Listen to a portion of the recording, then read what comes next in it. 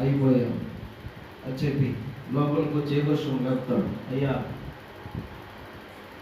మన ప్రయాణం ఆగిపోతుంది, మన ముక్కలకి మనల్ని నరికేస్తాడు. ఏంది ఎక్కడ అంట, ఒకసారి బయట వచ్చి చూడయ్యా.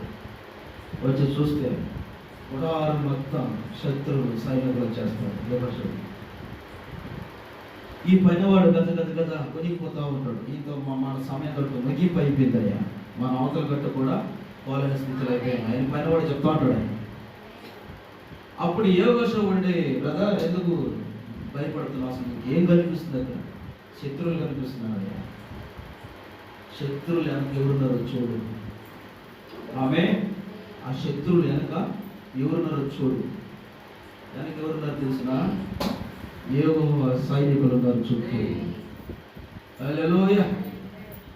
అగ్ని రథాలతో ఉన్నారు. అగ్ని వాళ్ళు శరీరమే అగ్ని అయి ఉన్నారు. వాళ్ళు గుర్రాలు అగ్ని అయి ఉన్నారు. ఆయుధాలు మొత్తం అగ్నితో ఉన్నారు. రాయసులా అప్పుడు చూపించాడు ఆయనకి. అప్పుడు ధైర్యం వచ్చింది ఆయన పనివాడికి. ఈరోజు అటువంటి ధైర్యం నీకు రావాలి. ఒక శోధన వస్తున్నప్పుడు భయపడిపోకూడదు. నువ్వు ఒక కష్టం వస్తున్నప్పుడు భయపడిపోయి దేవుడిని విడిచిపెట్టి వెళ్ళిపోకూడదు. నువ్వు రాయసులా ఏదో ఒక నింద వస్తుందని చెప్పి దేవుడు వదిలిపెట్టి వెళ్ళిపోయినవంటే నువ్వు ఓడిపోయినట్టే. ఇక నీకు ఆల్రెడీ పాతాళం రెడీగా ఉన్నట్టే. హల్లెలూయా. దేవుడు ఆ విధంగా అవకాశం ఇచ్చుచున్నాడు. ఆ విధముగా ఆలోచించడం వలన కొంత మెరుగుగా అనిపిస్తున్నది కదా.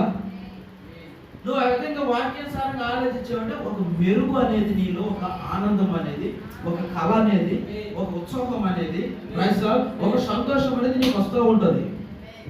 ఒకసారి దాన్ని ఆలోచించు, నీకు అలా ఉంటుంది కదా అంటున్నాడు. ఆమె చూసారా, యుద్ధములు వస్తాయి. ఎవరో నిన్ను గురించి చెడ్డగా మాట్లాడతారు, అది కూడా యుద్ధమే.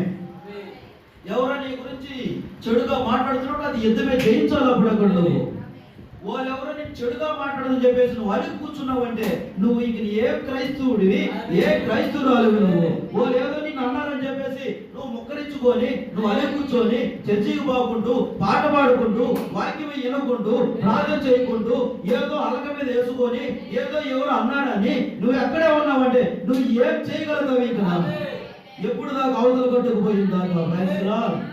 నువ్వేమన్నా ఈ కుటుంబంలో ఉన్నవారుగా, నువ్వు ఎవరంటే వ్యాధికుడివి. నువ్వు ఏదో ఒక రోజు నీ గమ్యంలోకి వెళ్ళేవారు నువ్వు. హల్లెలూయా. ఒక బాటసారివి నువ్వు.